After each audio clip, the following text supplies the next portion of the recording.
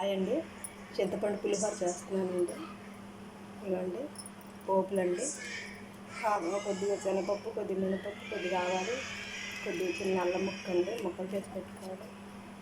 ఇవ్వండి పచ్చిమిర్చి మూడండి, కరివేపాకు, చింతపండు నానబెట్టి పెట్టుకున్నానండి, నిమ్మకాయ సైజు ఇంకా. ఇందులో పల్లీలు కూడా వేసుకుంటానండి, మర్చిపోయాను. ఓకే అండి, అన్నం చల్లారబెట్టి పెట్టుకోవాలండి ముందు. కడాయిలో ఆయిల్ వేసానండి, 2 టేబుల్ స్పూన్లు ఆయిల్ వేసుకున్నాను. కొద్దిగా మెంతులు వేసుకుంటాను, పులిహోరలోకి చిన్న మెంతులు వేసుకుంటాను. పోపు దినుసులు మెంతులు వేసాను కదండి, ఇప్పుడు పోపులు వేసుకుంటున్నానండి. 2 ఎండుమిర్చి కూడా వేసుకున్నానండి, పల్లీలు,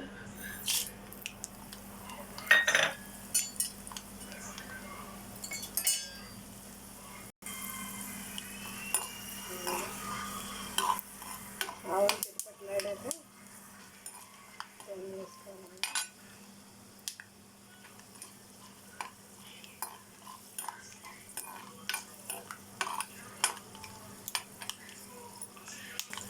ఇవన్నీ వేసేసుకుంటున్నానండి.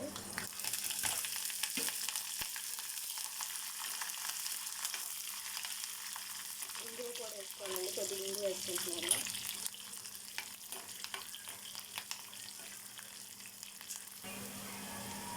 కొద్దిగా ఇంగువ వేసుకుంటున్నానండి.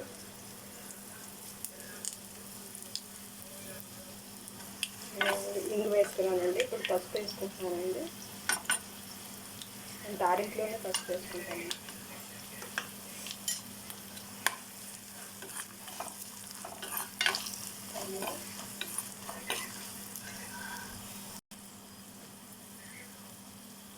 స్పూన్ ధనియాల పొడి కూడా వేసుకుంటానండి, బాగుంటుందండి టేస్ట్.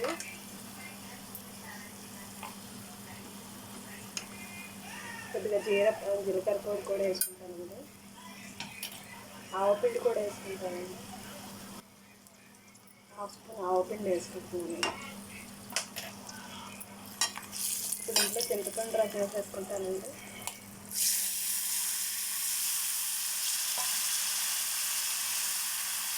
ఉడకానండి, దగ్గర అయ్యే వరకు ఉడకనిచ్చాక చల్లారి పెట్టుకుని అన్నంలో కలుపుకుంటానండి. పోసి నేను ఎప్పుడు ఇలాగే చేసుకుంటాను.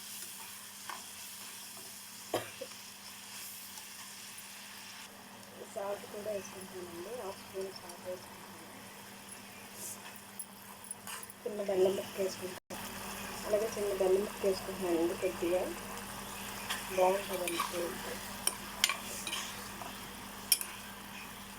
దగ్గరికి ఇవ్వాలండి, ఇదండి ఇలా దగ్గరగా అవ్వాలండి. ఇప్పుడు ఇది అన్నంలో చల్లారబెట్టుకుని అన్నంలో కలిపేసుకుంటానండి. ఇలా చేసుకుంటే చాలా బాగుంటుందండి. ఇలా నూనె తేలాలండి, నూనె తేల్చుకుంటుందండి. ఇప్పుడు ఆపేసుకోవాలి స్టవ్. ఇదండి అన్నం ఇలా చల్లారబెట్టుకోవాలండి. ఇప్పుడు తాలింపు కలిపేసుకోవాలి. ఇదండి తాలింపు ఇలా వేసుకొని రైస్ కలిపేసుకోవాలండి.